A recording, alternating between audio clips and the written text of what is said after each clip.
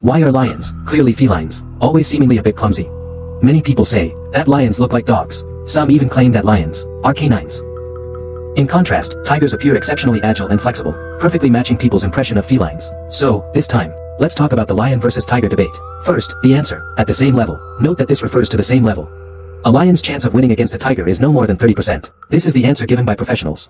Actually, I've already said too much, because what they originally said was, lions only have a 20% win rate. Of course, anyone can question that statement, including myself. But I have to add something. There's this root of all evil. It can make even ghosts grind. You tell me, isn't this root of all evil powerful? So why do lions fare so poorly against tigers of the same level? Why is the win rate so low? Because he's good. But you're talking about hardware issues. A tiger's teeth are generally longer than a lion's. Although the difference is only about a centimeter according to the comments. But that centimeter, when it comes to weapons, even a few millimeters less, could mean the difference between reaching vital organs like the heart and lungs. You should know that. Giant dog canines are generally around 2.5 centimeters long, while 3 centimeters, or 4 centimeters, are already the length of a leopard's or lioness's canines. So that 1 centimeter largely determines the probability of a bite causing death for either party. Those who have experience with fighting dogs, especially those in forensic science, would know this very well. Coupled with a tiger's bite force, which is stronger than a lion's, the depth of the bite is further increased. It's clear that almost all injuries inflicted by weaker animals stem from their bite. Claws only serve as supplementary attacks. Therefore, speaking solely of lethality, tigers are superior to lions. Actually, tigers' physical attributes are stronger than lions, but that's not the main reason for tigers' higher win rate. The real reason is tigers' higher error tolerance. It's much higher than that of lions. This is due to their different survival environments. Their spinal structures also differ. As for lions, everyone knows, they are highly adapted to the grasslands. Their spines, by shortening the lumbar vertebrae and lengthening their forelimbs, allow them to save a little energy when running. So many people mistakenly believe lions have greater stamina than tigers. However, in fact, lion stamina is not strong compared to other felines. Not at all.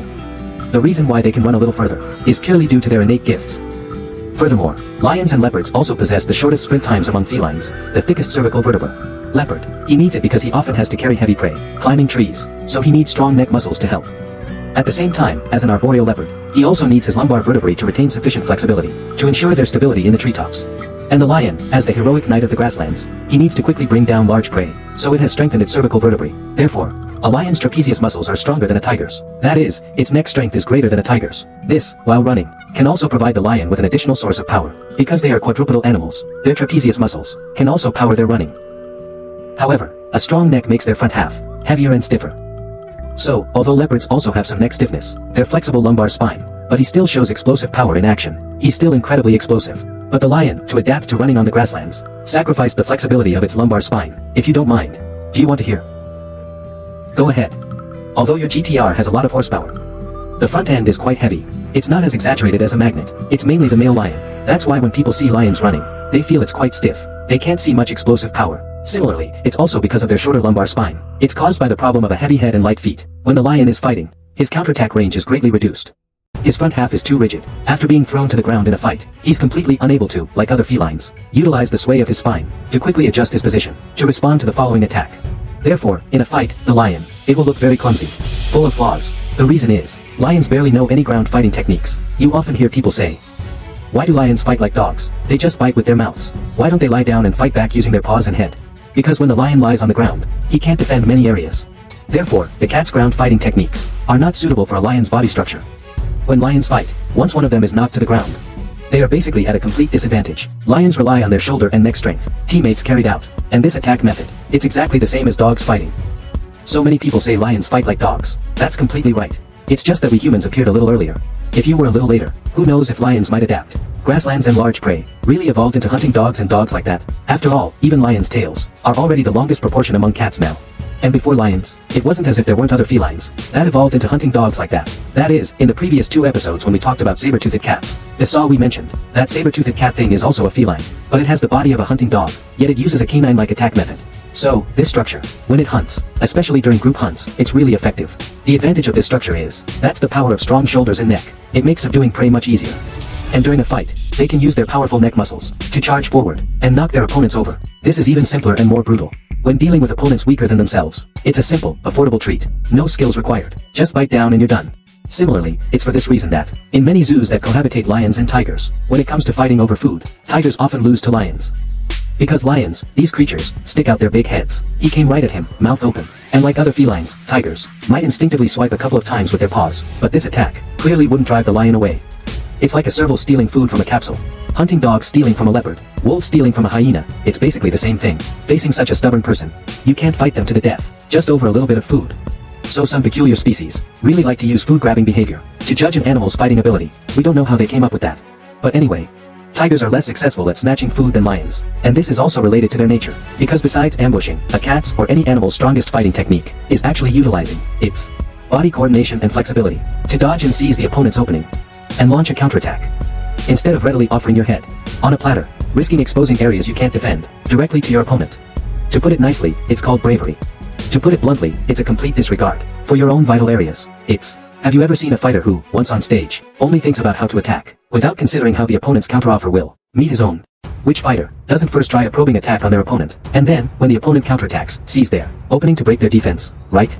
Including the techniques I mentioned earlier about dealing with street dogs barehanded, I've always told everyone. That is, don't reach out to grab them. Prevent them from biting your hand. The moment you reach out, they could bite you instantly.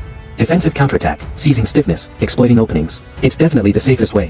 Whether it's a leopard catching a dog or an American-style dog fight, as long as the dog hasn't been ambushed, and reacts, and then fights back against them. Look, they often won't relaunch an attack. Instead, they retreat. They'll look for other easier targets after this.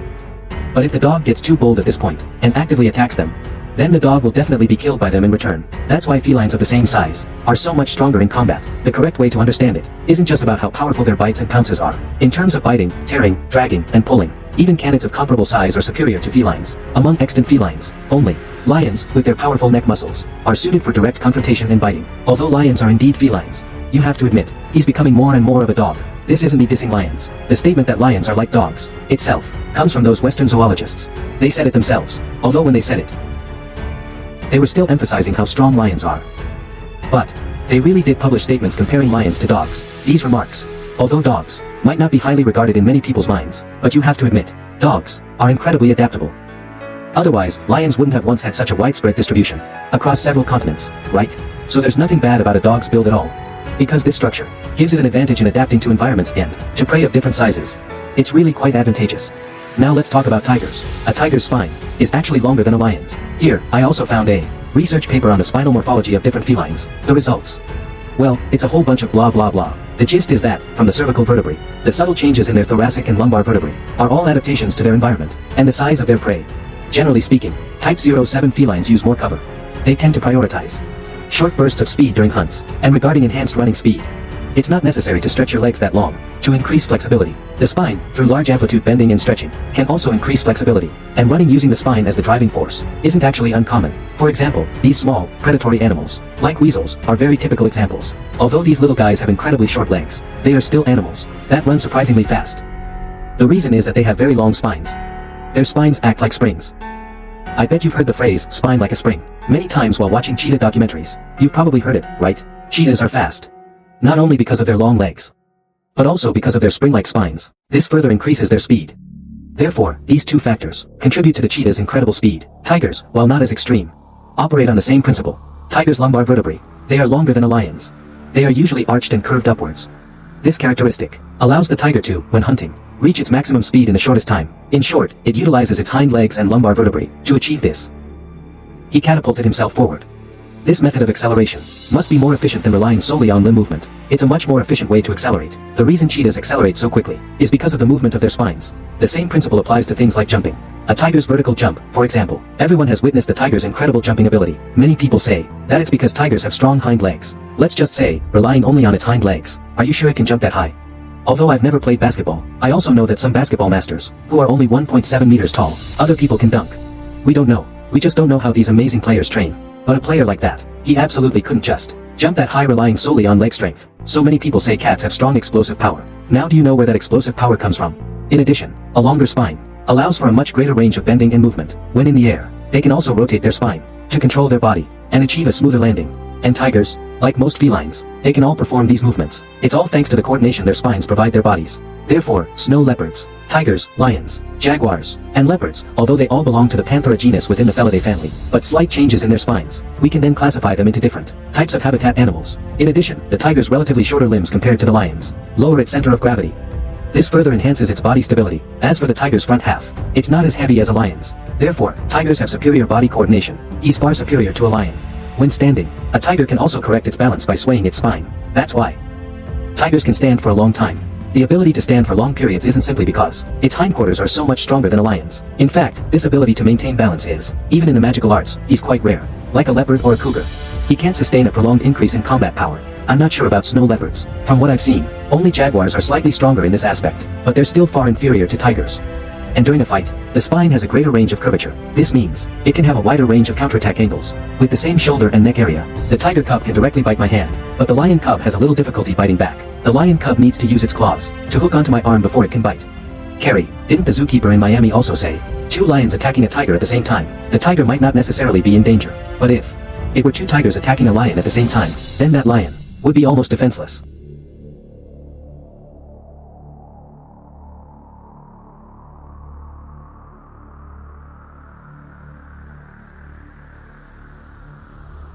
Agent. This is the slightly altered spine, the substantial effect it brings in battle. The tiger in battle, because its counterattack angle is wide enough, it also allows for more mistakes. Even if it's accidentally thrown to the ground by its opponent during a fight, or rather, their power is suppressed, they can also instantly switch to ground techniques to counterattack. For example, the offensive and defensive transitions of tigers in these videos. You won't see that in lion fight videos. It's completely impossible. You just can't see it. Because of a lion's body structure, this led to him simply being unable to perform these movements. Or rather, when he did perform them, they would appear very clumsy, slow, and in actual combat. A real cat would least fear being knocked to the ground. After being knocked to the ground, on the contrary, they can maximize their attack power. However, once a lion is knocked to the ground, it will be completely at a disadvantage.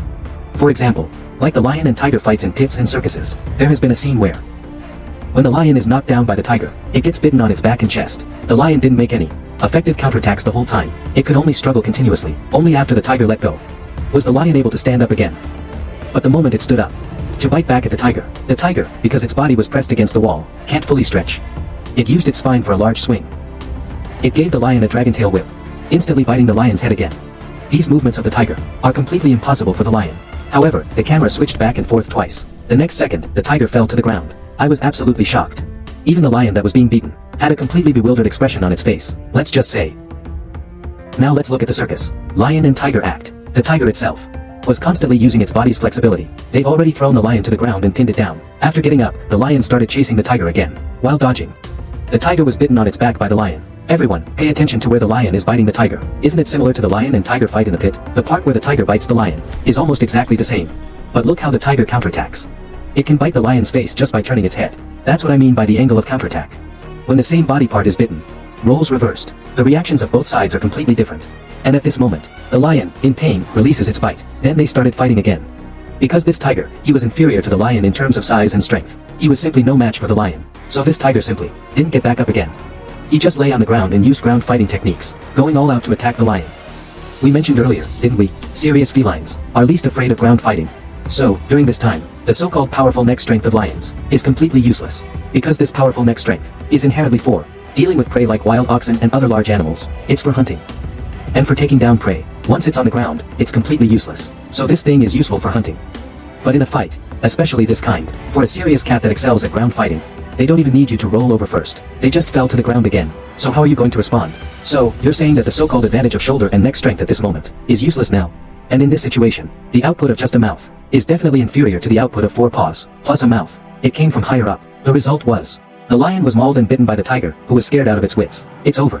One mistake, and the tiger had it completely locked down. Then people started spraying the tiger with high-pressure water hoses to save the lion. Pit lion-tiger fights and circus lion-tiger fights. It was the most real fight. Because in that era, these animals weren't protected species, especially the pit lion and tiger fight. They were purely freshly caught. So even now, the gold content of these 2 fights is still the highest. But whether it's these 2 fights, or other old lion-tiger fight videos, without exception, the tigers used are a size smaller than the lions, or even 2 sizes smaller. So, let's talk about this so-called lions always win against tigers claim. Where on earth does this weight-based argument come from? Let's talk about what approximately means. So just how much of a difference is considered a lot. Although they both belong to the Felidae family, they're simply not the same thing, okay? While they have significant differences in body structure, how could they possibly be evenly matched? A tiger's margin for error in combat is something a lion can't compare to. Why should a tiger even be considered evenly matched with a lion? I think I mentioned this before when I talked about relics. The reason why canids can't beat felids isn't because canids can't bite as hard as felids. It's because canids have a much lower tolerance for error. Once an accident happens, they might be killed by felids. An animal's fighting ability isn't turn-based. It's not like you bite me once, and then I bite you back. Physical attributes are just an assessment of lethality. Only when both sides have comparable fighting skills, and physique, and so on. Will we look at the hardware? After all, the damage they inflict is different. Just like many friends want me to feature some different breeds of dogs, and make a combat power ranking or something, we really can't do that. Because dogs of the same breed will have different fighting styles. And between dogs, it's purely a case of same species fighting each other. So, he can only look at the fighting styles and individual characteristics of both sides, not the so-called breed. As long as the level difference isn't too big, you're talking about something like a medium-sized dog. He's over 20 kilograms. No one dares to say, the heavier one will definitely win against the lighter one, because I have an 80-gene female medium-sized dog right here. There's a case of it defeating a 130-gene medium-sized dog. So who dares to say, which breed is the most powerful? Only between the same species, like dogs and dogs. He looks at individuals. But a lion fighting a tiger, it's like letting a heavyweight boxing champion fight a Nagorno. It's not to say the lion doesn't have a chance to win, right from the start. If the lion says he can knock the tiger to the ground, biting a tiger's throat directly, no problem. So, a lion has a 20 to 30% chance of winning against a tiger, but this chance is significantly reduced when the tiger is prepared and ready to counterattack at any moment. Do you think its probability would be high? Tigers are even more swift when facing their own kind, and their bites are heavier. He couldn't possibly be finished off so quickly. His large size isn't for nothing, right? What's more, his killing power isn't even as good as his lion counterparts, and the tiger's powerful counterattack capabilities. He could completely regain control of the battle, even if he were losing. To reiterate, a tiger's physical condition allows it to afford more mistakes in a fight, but a lion's physique, how many mistakes do you think it can afford? How many mistakes can it allow itself? But no matter what, it won't be like what many people say, that a tigress can just casually beat a male lion. Some large female tigers could indeed wrestle a bit with male lions. But more often than not, female tigers are far outmatched by male lions in terms of size and skull size. They are simply too different. As mentioned before, male lions are very suitable for A. This word seems to be a typo in the original. A suitable replacement would depend on context. I will leave it as is, when the disparity in physical strength is too great. This fighting technique is also completely irretrievable. It cannot make up for the fatal flaw of insufficient lethality. So, a tigress fighting a male lion, while we can't say she has absolutely no chance, that chance is relatively too small. You see, a tigress's skull, compared to a bear's, it's almost half its size. Meaning a tigress's bite on a bear is 3 or 4 times more powerful than a bear's bite on a monkey. The damage from one bite is much higher. It's not simply a case of 1 plus 1 is equal to 2, and the opponent is incredibly strong. This means, you can't effectively control your opponent. The stronger one, when he was bitten, he could have broken free with his strength. So, don't overthink it if the mushroom beats the male. But equally healthy, same-aged, same-level males, lions and tigers fighting, it'd at least be a 70 to 30 split. A 30% win rate is already giving the lion enough face. In short, there's nothing illegal about putting a lion and a tiger in the same cage, right? They were fine during the day. Who knew that at night, after the staff had left, they just started fighting for some reason, right? So you have to believe in the power of the root of all evil. No one has ever said that. Only ordinary people like us would be curious. Who's the better master, right? Like those ancient Roman nobles. Weren't they also curious? Just consider my last sentence. That's all there is to it.